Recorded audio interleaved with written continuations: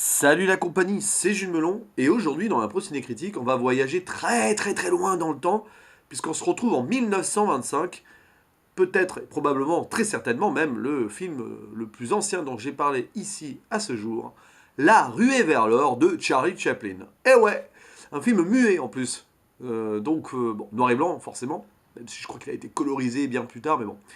Et j'ai vu la version 1942 ou 41, je ne sais plus exactement, avec cette musique de film rajoutée par-dessus qui a remporté l'Oscar de la meilleure musique en 1943. Alors, autant dire de suite une chose, hein, en préambule, c'est la première fois que je vois en entier un film de Charlie Chaplin. Et ouais, c'est un gros manque de ma culture cinématographique. Je connais plein d'extraits et tout, du dictateur et temps moderne. Ici, sur ce film aussi, j'avais quelques extraits en tête. Mais je n'avais jamais vu en entier un film de cette légende, hein, on va dire ça. Donc, une première, et j'ai choisi La Ruée vers l'or, qui n'est pas son premier long métrage, je crois que c'est son troisième. Mais je sais pas, voilà, en ce moment, bah, avec mes terminales, je bosse Histoire de l'Amérique, dont un passage sur La Ruée vers l'or, et je me suis dit, tiens, et c'est vrai qu'il y a ce film que je regardais, on va voir ce que ça donne, et tout, quelle vision Charlie Chaplin a de l'Amérique de cette époque, qui était encore récente, du coup, à l'époque, parce que, voilà, 1925, quoi. Il y a plus d'écart entre ce film-là et aujourd'hui qu'entre La Ruée vers l'or et ce film-là. Il faut situer dans le temps, quoi. Et ouais, bon, pour faire rapidement le synopsis, même si je vais pas vraiment beaucoup parler de l'histoire, c'est l'histoire de chercheurs d'or, dont un, de Tramp, donc Charlot, hein, le fameux personnage de Charlot joué par Charlie Chaplin, des chercheurs d'or qui vont, je crois que c'est entre la frontière du Canada et l'Alaska, dans le Klondike, référence à Picsou ici, enfin, à Picsou, à Scrooge. Enfin, voilà, parce que avant que ce soit un dessin animé, c'est aussi une histoire romancée et tout. Et enfin, je sais pas ce qui a inspiré l'autre du coup, mais bon, peu importe. Et voilà, ils vont donc chercher de l'or et Charlot, il lui arrive des péripéties. Et il tombe voilà, dans une tempête de neige, machin. Il doit se réfugier dans une cabane avec un bandit dedans. Puis il y a un autre chercheur d'or qui vient. Ils arrivent à plus ou moins se débarrasser du criminel. Et c'est l'histoire donc de ce Charlot à qui il arrive pas mal de péripéties, donc pas forcément toujours positives. Donc que ce soit dans les montagnes enneigées et tout ça, après dans une ville où il tombe amoureux. Voilà, voilà. Bon, donc aventure, romance, rebondissement. C'était très bien fait pour l'époque, là aussi, hein. Bon, aujourd'hui, quand on regarde ce genre de film, l'histoire passe au second plan. Ce qui nous intéresse, c'est l'effet comique, les scènes incroyables de Charlot, parce que pour l'époque, il nous fait des trucs de fou. C'est un peu un magicien du cinéma aussi, ce mec. Et ouais, il y a aussi la critique potentielle ou le message passé derrière. Parce qu'il faut savoir quand même que Charlie Chaplin et l'Amérique, c'est pas forcément tout le temps une histoire d'amour. Il a souvent été critique envers le rêve américain, on va dire ça, à travers ses œuvres, mais surtout à travers le dictateur ou les temps modernes. Cette œuvre-là, elle est un peu plus ambivalente, parce que quand on regarde ça du premier degré et tout, ça a l'air d'être tout simplement une éloge, ou un éloge, oula, bon, bref, il est tôt, hein, c'est le matin, voilà, bref. Euh, une ode au rêve américain, avec ce vagabond, machin, qui va faire la recherche de l'or, la gold rush, la ruée vers l'or, donc, pour devenir riche, et au final, bah, sans faire de spoil, ça finit par bien se passer pour lui, mais c'est pas évident. Alors, il faut savoir donc que Chaplin était plutôt de gauche, il a été victime du macartisme, il a dû s'exiler hein, dans les années 50. Donc il ne faut pas y voir ici, à mon avis, un film pro-rêve américain, tout ça.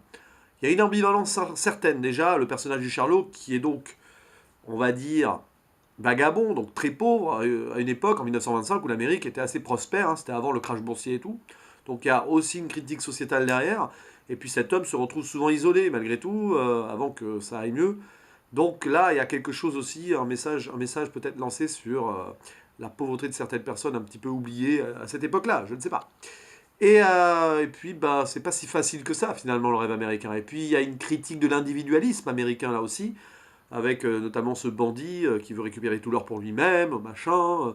Donc voilà, c'est un peu plus profond que ça, même si, bon, c'est certainement une critique moins subversive et surtout une analyse moins profonde de la société qu'on peut avoir, enfin la société globale d'ailleurs, pas que américaine, qu'on peut avoir ensuite, comparément à ce film-là, dans Le Dictateur du temps moderne, que je verrai clairement bientôt, un jour, enfin en tout cas un jour, hein, je sais pas, bientôt, peut-être, mais que je connais un peu dans leur déroulement, et voilà.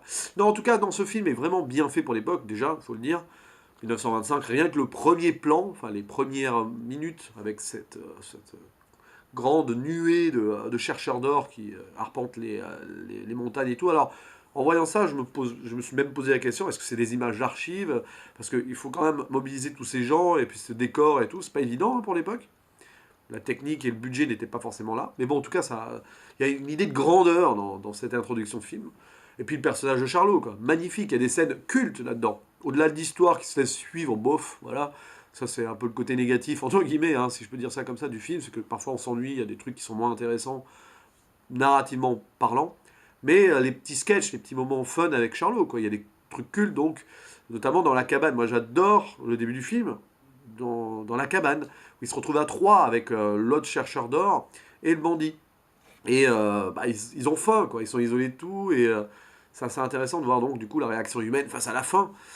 S'ils arrivent à se débarrasser du bandit, après ils se retrouvent à deux entre chercheurs d'or et malheureusement ça se passe pas forcément super bien. Ils sont obligés de manger des chaussures, scène culte.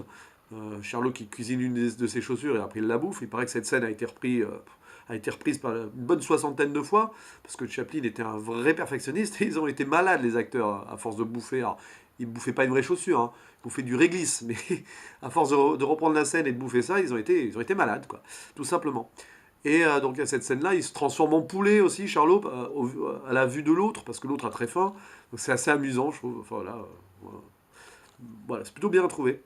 Et puis bah après, bon, c'est moins intéressant la seconde partie du film avec quand ils arrivent quand Charlot arrive dans cette ville, quand il tombe amoureux de Georgia là, jalousie machin, il y croit puis finalement non. À un moment, elle lui pose un lapin et ça donne, enfin le soir du réveillon, il l'invite avec d'autres filles et tout, mais elles viennent pas. Et ça donne cette scène mythique de la danse des petits pas. Voilà, que tout le monde connaît, je pense, que voilà, c'est un des extraits cultes du cinéma.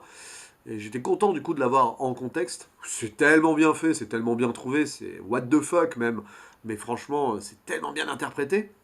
Et puis voilà, donc le film après est moins intéressant et dans sa seconde partie. Puis à la fin, ça redevient sympa avec le retour de son ami chercheur d'or. Et puis voilà, on complète le American Dream, le rêve américain sur la fin. Donc, c'est un film en tout cas qui fait plaisir à voir, je trouve. Alors, c'est un film muet, donc il faut être à fond dedans. J'ai été à fond dedans. Sauf un peu au milieu, parce que c'est un peu long, mais bon voilà. Enfin long dans le déroulement. Ça m'intéresse moins, quoi. Mais c'est super cool, quoi. Enfin, pour un film d'époque, enfin, ça fait. Quand tu sors de là, enfin, quand tu as vu ce film, tu te dis, ouais, c'est bien de voir ça.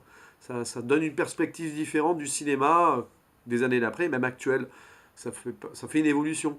Ce film va quand même fêter ses 100 ans dans 7 ans. C'est énorme. Quand on y pense, voilà, il y a toute une histoire déjà. Le cinéma construit son histoire de jour en jour, d'année en année, mais moi, je trouve ça important et touchant de voir un film comme ça aujourd'hui. Et de découvrir ça, un film comme ça à mon âge et aujourd'hui. Voilà. Donc, bon, si je dois mettre une note, c'est le genre de film, j'ai pas envie de mettre de note en fait, parce que c'est tellement contextualisé. À l'époque, c'est du 10 sur 10, tu vois. Aujourd'hui, bah, il y a eu des choses, il y a eu des progrès dans le cinéma et tout, des histoires qui ont été peut-être mieux menées, tout ça, mais si on prend en compte le progrès technique, enfin, les possibilités techniques de l'époque, tout ça, bon, moi je vais mettre 7 sur 10 parce que c'est mon ressenti, et j'en suis sévère en fait, au final. Mais c'est un film magnifique, quoi. Voilà, faut le dire comme ça. Après, moi j'ai pas trop accroché à tout, mais il y a une belle histoire derrière, et puis il y a des messages intéressants. Voilà. Si j'ai un peu l'œil mouillé, c'est que j'ai un peu des poussières dans l'œil, hein. Rassurez-vous, je suis pas en train de pleurer en faisant la critique. Ça serait bizarre. Quoique, pourquoi pas, hein. C'est vrai que c'est touchant quand même. C'est vrai que j'ai une poussière dans l'œil, et voilà, ça coule un peu. Ça va avoir les yeux rouges là d'ailleurs, un petit peu, non? Je sais pas. Je ne me suis pas drogué, je vous le jure. Qu'est-ce que je raconte, moi? Bref, Charlie Chaplin, extraordinaire acteur, extraordinaire metteur en scène. Évidemment, metteur en scène, mais évidemment, on voit des forts accords et tout, mais bon, pour l'époque, franchement, on va fermer les yeux là-dessus, c'est pas possible, quoi. Faut pas non plus commencer à analyser les petites erreurs techniques d'une époque qui était clairement pas la nôtre, hein. Voilà, c'était tout ce que j'avais à dire, et c'est déjà pas mal, hein, je pense, sur La ruée vers l'or de Charlie Chaplin. À la prochaine, ciao.